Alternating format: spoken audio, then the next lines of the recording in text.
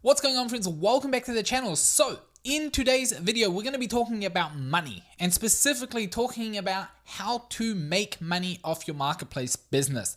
Now, I get this question a lot. I see it being discussed a lot. What is the best business model that you should choose for your marketplace business?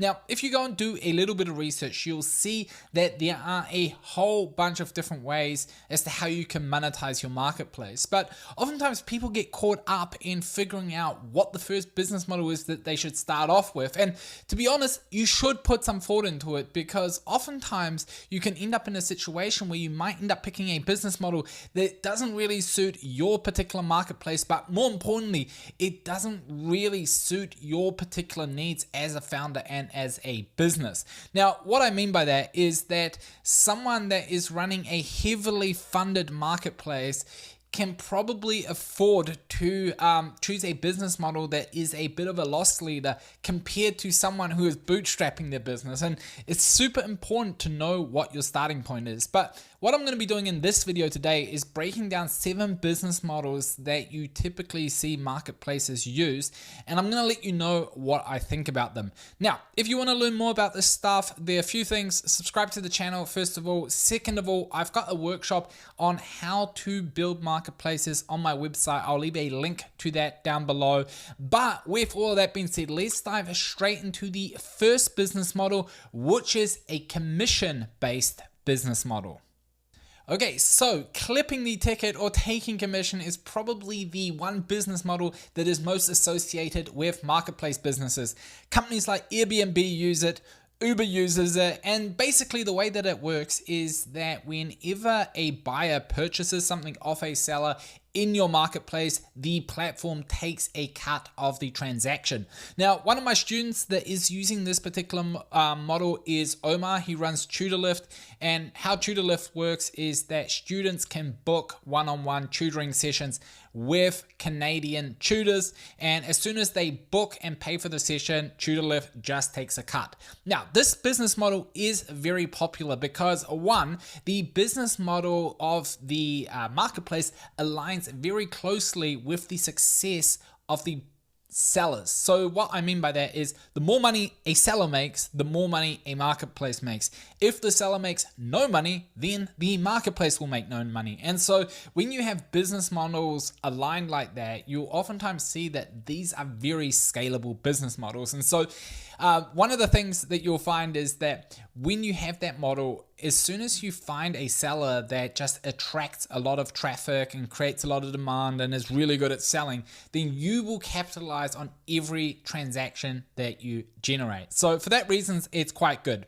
This business model is also particularly good for scaling. So with this business model, as it is directly related to the transaction that you create, you actually benefit from having more buyers and more sellers on your platform, because that theoretically leads to more transactions. And so again, a business model that scales beautifully. Now, there are downsides to this business model, and that mostly applies to people who are bootstrapping their business. And that is that if you want to make this business model work, you pretty much have to have a high volume of transactions from day one. This applies specifically to people who have low average order values. So if, for example, you're clipping 10% on a $10 transaction, then it will take a lot of transactions in order for you to break even. And that includes, just the cost of running the platform, maybe a team that you have, maybe it's just even the cost to acquire buyers and sellers. And so it is super important to figure out how many transactions you need to process every single month in order to break even. Because if you can't get close to that, then this is not the business model that you want to work with. Another thing that can be a downside about this business model is when you have higher value transactions. So let's say you take a 10% cut on a $5,000 transactions, then things can kind of get a little bit murky when you run into issues and disputes and, refunds that are being asked for. So you do need to spend a bit of time making sure that all of the legalese and terms of service are in order before you implement something like this in a high ticket marketplace platform. But overall, can't go wrong with the commission-based model. Next up, we have subscriptions. Now, subscriptions are an interesting one. This was actually the first business model that I used when I started the Unicorn Factory. I charged my freelancers a subscription fee to get access to the platform. I have since then abandoned it, and I'll explain in a second why, but it is still a popular business model. The main reasons for that is one, if you have subscription, it just creates a predictable revenue stream. So that is probably the one thing that people love the most. They love logging into Stripe and seeing their monthly recurring revenue. The next thing is that because people are paying monthly, you tend to see them a bit more engaged than if they just do one-off payments, or they, for example, only get charged when certain transactions happen. So, subscriptions are good for that as well. Another thing is that, the reason why I wanted to pick subscriptions in the first place is because it's a real set it and forget it business model. It doesn't really require a lot of admin. You simply set it up and then you let people manage their own subscriptions, if you're using a tool like MemberStack or Stripe or whatever.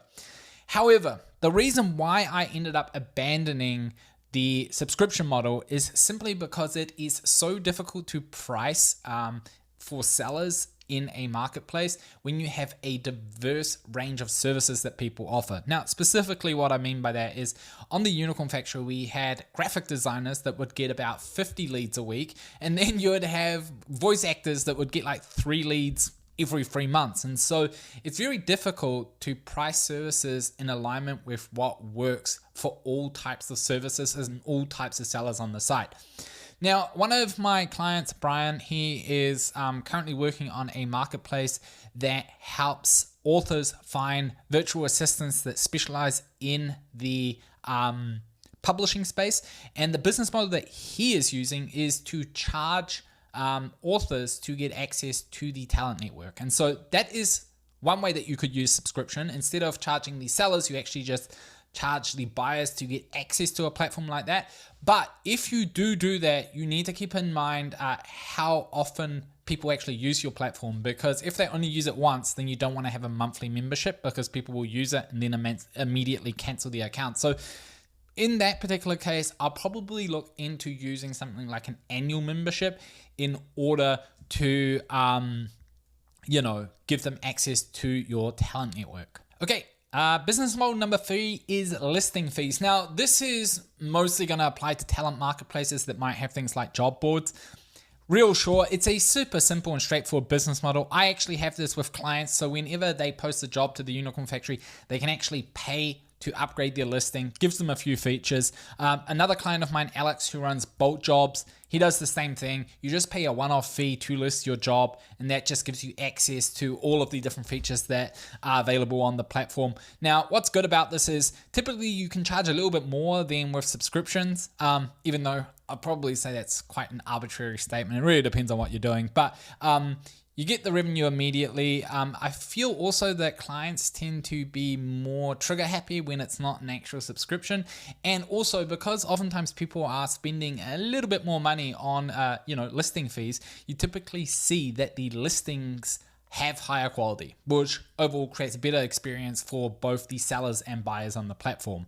Now, I would be lying if I said that this is not also something that can cause a barrier to buyers wanting to use your service. There was a period where I just started charging businesses to list projects, and the listings went down. And if you have a business model that conflicts or depends on the number of listings that you get, then you might want to consider whether or not something like this makes sense.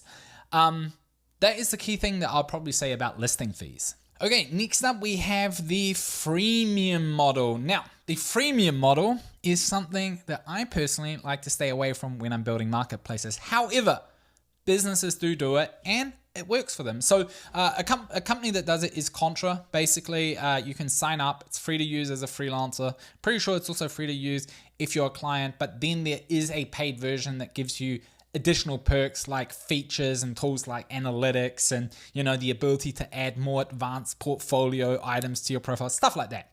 Now, here's why I don't love this model.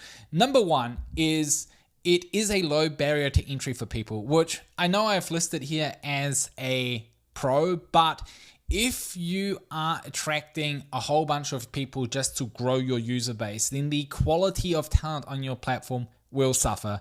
I've experienced it. People that don't want to pay for these services oftentimes are not the best representatives of your platform because they just don't take it serious. And so ultimately, I decided to remove the freemium model when I started the Unicorn Factory, just because I needed to make sure that the people that were on the platform were actually quite serious.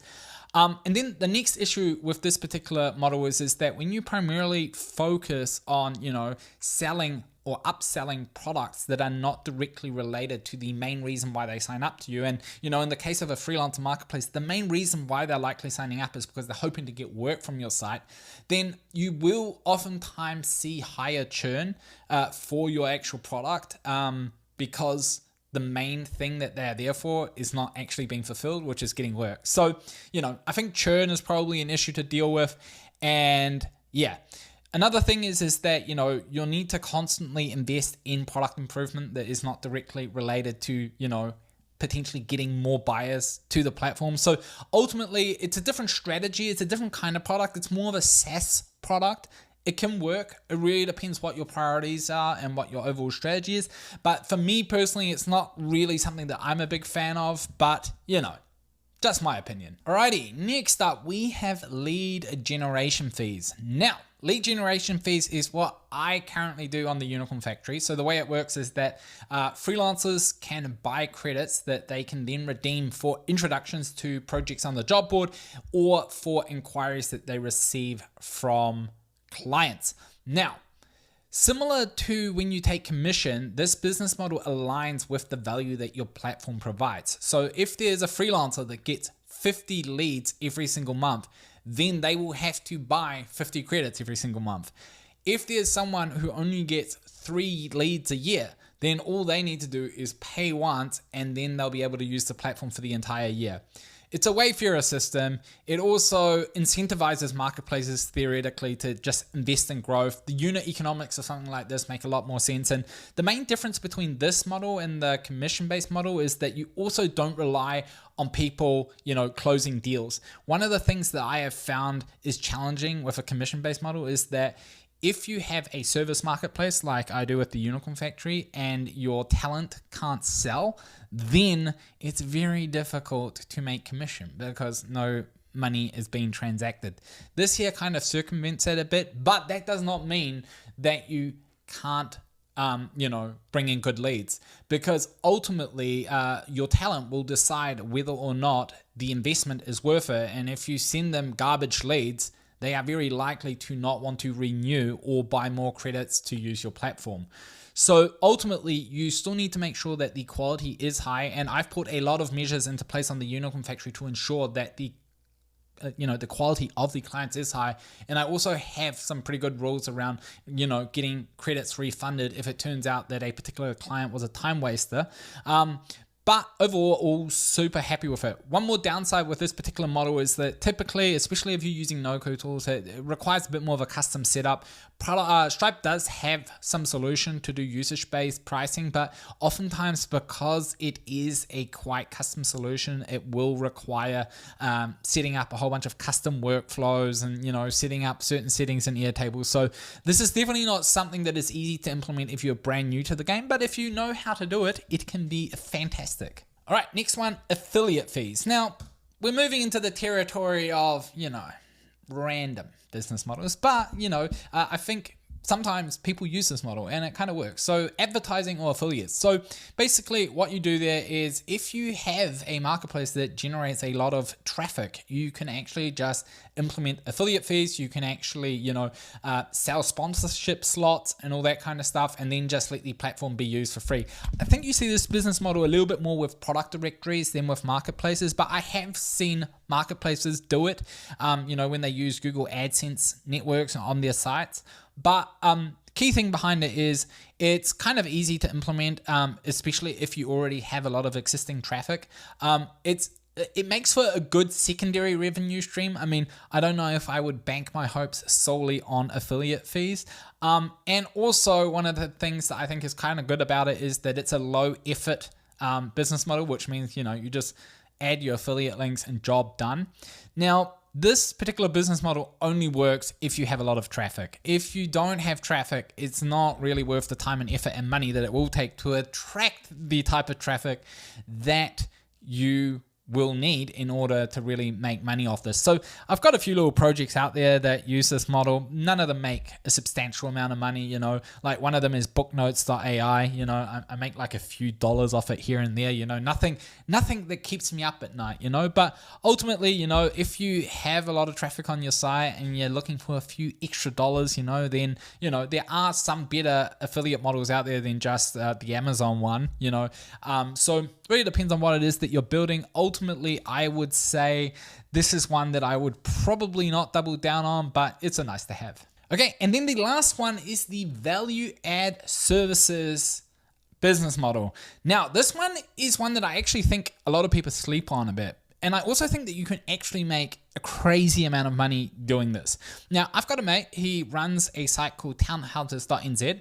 Basically, the way it works is that real estate agents who sell townhouses in New Zealand can list the townhouses on my friend Alex's site, and then the platform essentially helps buyers find townhouses. Now, an interesting thing about townhouses is besides running this, Alex also runs a render studio. So all of the images that you see in the screenshots are digital renders. So oftentimes these townhouses are not even built. And so what he does is he actually uses this platform as a lead generation tool for his render studio. So whenever real estate agents sign up to, you know, sell their properties, he adds them on there, but then he also upsells them with services that he offers through his design or render studio. And so that is a really neat way that you can make additional money. So the good thing about this is that, you know, you're using this as a lead generation tool. He still charges people to use this platform, so it's not like he uses it for free. But then you can upsell higher value projects directly to your customer base. And obviously the downside of it is it's service work, so you actually still have to fulfill the work in order to make it happen. But you know, if you've got your processes down and you enjoy that type of work, then this is a really fantastic way to do it. So if you run a marketing agency, or if you know, run a product development agency, you know, building something like this might be a really great way to get high quality clients to use your platform that you can then ultimately upsell with whatever services you offer. Okay, so those are the 7 business models that I would take a closer look into before you get started. Now, the key thing with all these business models is this. You need to just write down the maths and figure out the unit economics behind it. So you want to figure out, you know, how much does it cost me to run the platform? How much will it cost me to acquire buyers and sellers to create those transactions on your platform? And then from there, pretty much figure out how much money you need to make in order to break even, how much money you'll need to make in order to hit certain profit margins, and that will give you a good understanding of what is a feasible business model and what is not a feasible business model. Now, the second thing that I want to say before we take off is that you can obviously mix and match business models, and none of the business model that you select is something that you need to commit for forever. I mean, I am constantly experimenting with new business models and, you know, just trying to see what works, what doesn't work, what's the kind of feedback that I get around it. So ultimately, all you need to do is just pick one, get started with it, figure out what works, figure out what doesn't work, and then over time, you know, change things up, change your pricing, change the business model, and before you know it, you'll find a business model that works for you and that will help you take things to the next level. So hopefully you found this video useful. If you did, I would appreciate a like and a comment down below for the algorithm. Other than that, thank you so much for sticking around for the entire video, and I'll see you back here for the next one.